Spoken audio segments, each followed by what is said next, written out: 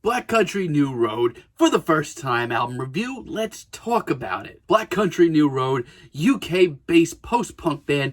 This is their debut album. As a matter of fact, a couple of months ago I hadn't really heard of these guys and gals, but around the time of their Science Fair single, I was starting to pay attention to them. But outside of that, I wasn't expecting to be wowed by this album in any way. I thought it was a cool sound, but the rave reviews that this album was collecting when it came out forced me to rewrite my calendar and really take some time to dig into this.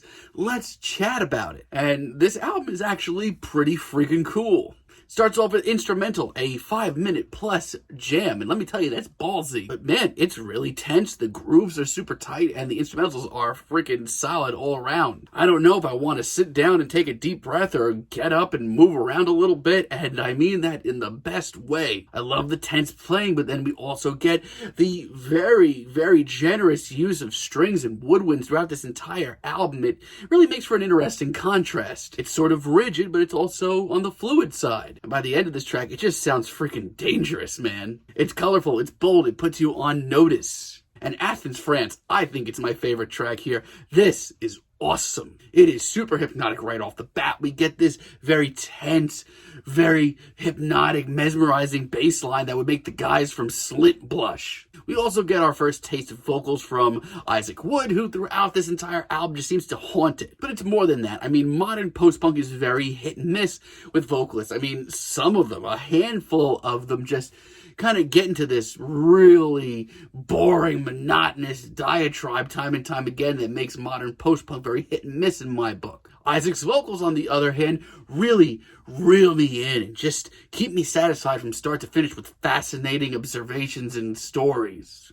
And on top of that, as rigid and tense as this instrumental is, it's seemingly alive and moving right in front of us. It's simultaneously anxious and gorgeous. Science Fair was one of the earliest singles released here, and you know what? It's also one of the most memorable here, too. It's super vast, ultra colorful, it just feels alive. It sounds so tormented and dangerous, but also almost unbearably human. Not only that, but I feel like a lot of post-punk nowadays doesn't keep you as on your toes as this does. You never really know what you're going to hear at any moment. And all of a sudden, those woodwinds and strings, which made the start of this album pretty gorgeous at times, all of a sudden makes the album super hellish. Overall, this is a very exciting debut, and these guys are a band to watch. Track X is also freaking awesome. I loved the hushed vocals amongst this very intense, very constantly moving instrumental. It's a very bold contrast between this very fluid instrumental and these very nice backing vocals, but then you get Isaac's very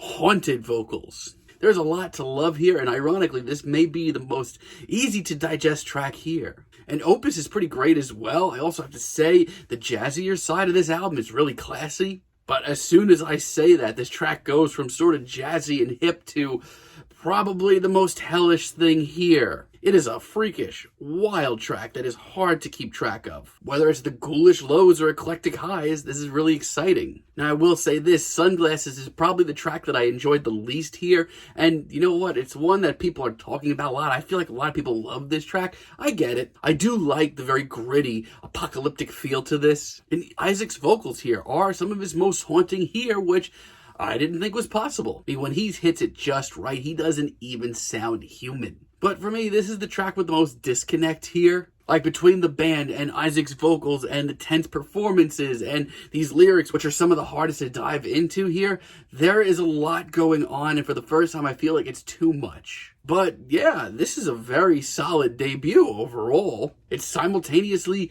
graceful and at even times beautiful, but also super tense, super paranoid. It has this hellish, tense underbelly that I keep wanting to dive into. It's hard to dissect, but it's done with such an appreciation and almost a joy for post-punk. Now, my one real critique here, and this is just me being picky, I want more of it. I felt like this album could have been divided up a little bit more. We could have gotten maybe 20 more minutes of material. I really just want more here to dive into. But still, this is a very solid debut, and post-punk continues to knock it out of the park in 2021. I'm feeling a light 8 on this thing, but let me know what you guys think down below. If you liked the video, be sure to give us a like, give us a subscribe, and let me know down below what you would like for me to chat about in the future. And until next time, have a great day, guys.